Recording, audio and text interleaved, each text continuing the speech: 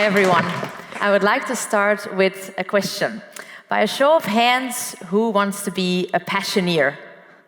I told a few of you to, so thank you for that. And it's actually funny because you don't even know what a passioneer is. Well, the favorite part of my job is working with volunteers, with passioneers. Volunteers driven by passion. It's the one thing that I really love most because as an event maker, I get to transform people and work with passion and with creativity. And it's not always simple. After each event, I get a new gray hair, but it's so important because they are the ones that bring a spark to your event. And you probably know this one, happy wife equals happy life. Well, for me, it's a bit different. For me, it's passion and driven volunteers equals into an unforgettable event. For the past 3 years, I've worked with over 200 volunteers on a daily basis. And it's been truly amazing. But how do you work with people that work for free? Well, today I would like to tell you the story of how I built a community of passioneers. It all started very small, with a simple cup of coffee. I asked my teacher back in September 2014, Adam Montandon, who has also now grown to be my mentor and inspirator, if he had a project for me. Because at that time, I was waiting for my internship to start, my dream internship at Tomorrowland, which is this fantastic world's best dance festival in Belgium. So I was very excited. But I had a few months where I had to wait, and I can't wait. I'm an event manager. So I asked Adam, do you have a project for me that I can join? And he very generously opened up his network to me. And he even gave access to his email account, which I don't know if he regrets. But it allowed me to go through his emails, to go through his network, and kind of connect to anybody that I wanted to. And it was going great. And as a joke, I started working with him as his evil assistant. And then at one day, he asked me, Steffi, what's your passion? What do you burn for? And I took that question very seriously. I started reflecting on what I started in the past, projects I started in the past, and what kind of, what I was studying and about my future internship. And at that time, I was in a phase in my life where I had a lot of ideas. There was this passion that wanted to get out of me, but I didn't quite know yet what it was. So one day, I wanted to start an online brainstorming tool with my classmates. The other day, I wanted to open up a food truck and drive around the United States. This might have occurred after seeing the movie Chef. And then at a moment, I wanted to start a blog. Why don't I write about all the ideas that I didn't get around doing? And I wanted to call it Steffi's Bucket List. And my boyfriend still thinks that that's the most hilarious thing I never got around doing. So back to the question, what's my passion?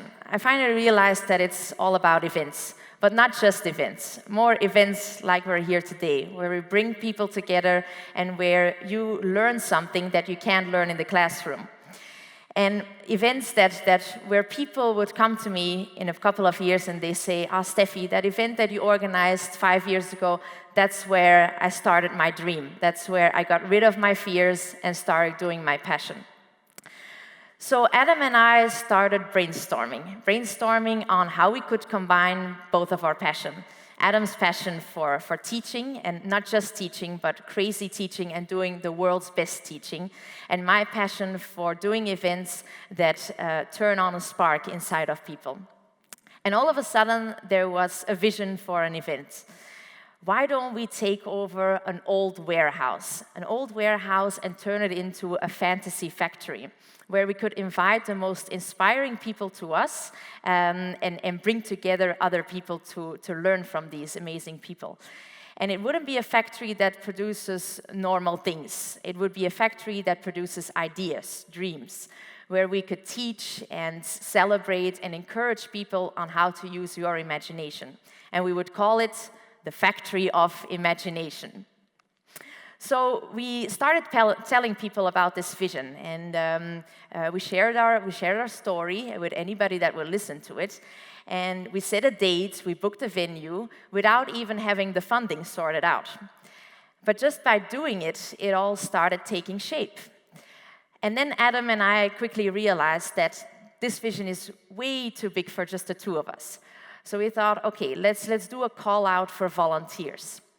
And I remember we made this homemade poster, call out for volunteers, and we spread the message, we're building a factory, who wants to join? And on this Friday, the 5th of December, around 50 students came together in a classroom, and Adam and I started telling our story. And we recorded the whole thing and then blasted it out on social media. And just in 2 days' time, I was very surprised that over 150 students had applied to become part of our community of volunteers.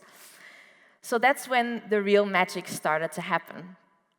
Our passion had become contagious, so contagious that our university, the Lillebelt Academy, decided to give us the funding that we needed to go and build our factory.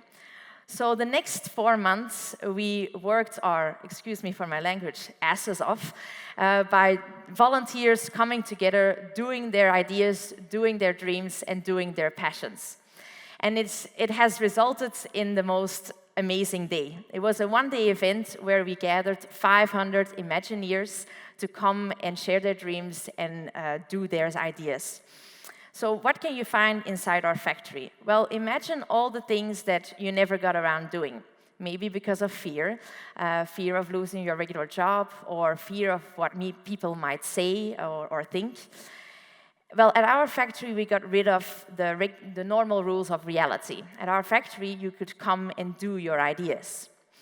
So we invited the most amazing people that inspire us. So we had companies like Google, NASA, Facebook that would come to our factory and share their ideas and their stories on imagination. But how do we do it? How do you make volunteers into passioneers? Rule number 1 is that I tell my volunteers, or I teach my volunteers, that it's not enough to raise your hands. It's not enough to just come up with an idea. You also have to go and do it. You have to take the responsibility and go and make your idea. And then the second thing is how I made a community of volunteers is through a few guidelines that I've developed over the years. The first one is, instead of telling people what to do, I give them my trust. My trust that I believe that they will create something great, which they then do. The second thing is that instead of to-dos, I give small suggestions. And these lead to, it gets them going just in the right direction, but keeps enough freedom to make their own creations. The third thing is that from the very beginning, I share my vision, even when it's not even clear to me yet. And then I ask for my volunteers for their input, so it becomes our vision. The fourth thing is that I treat my volunteers as the most important part of the event, which they are. And once you start realizing that and start acting on that, they will act on it too.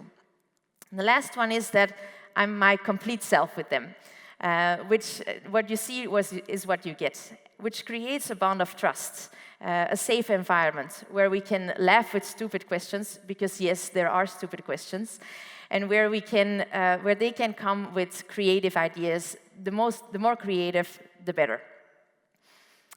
And then we created something else. We created something even better than a democracy.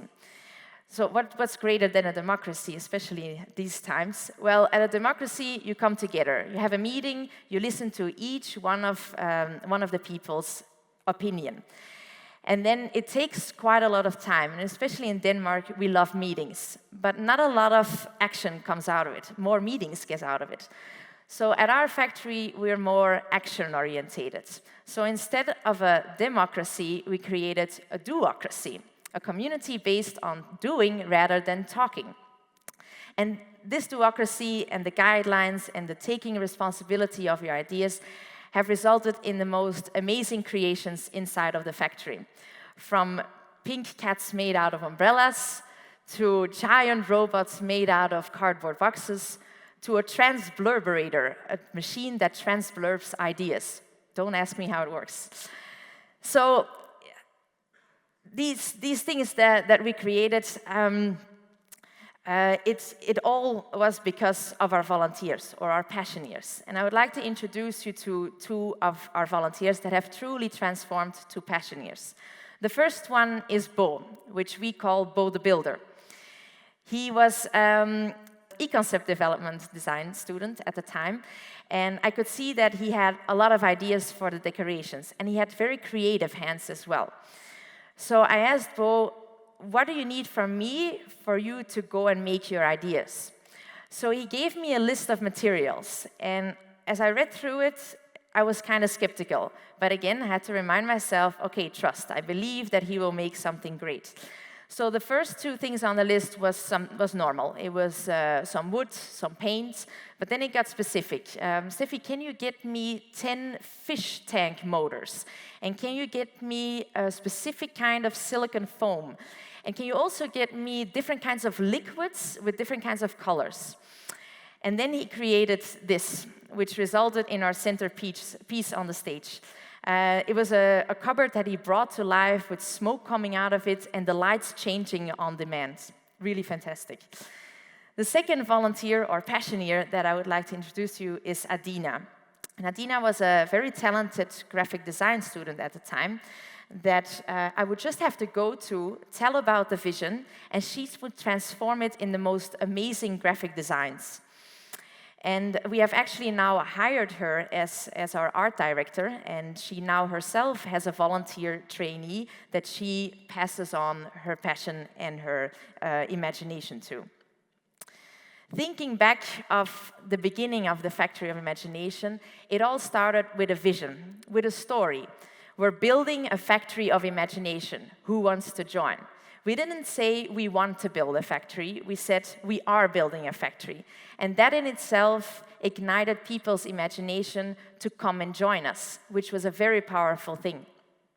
Today, I organize Factory of Imagination workshops all around the world, in schools, in companies, as a creative booster at the start of an event.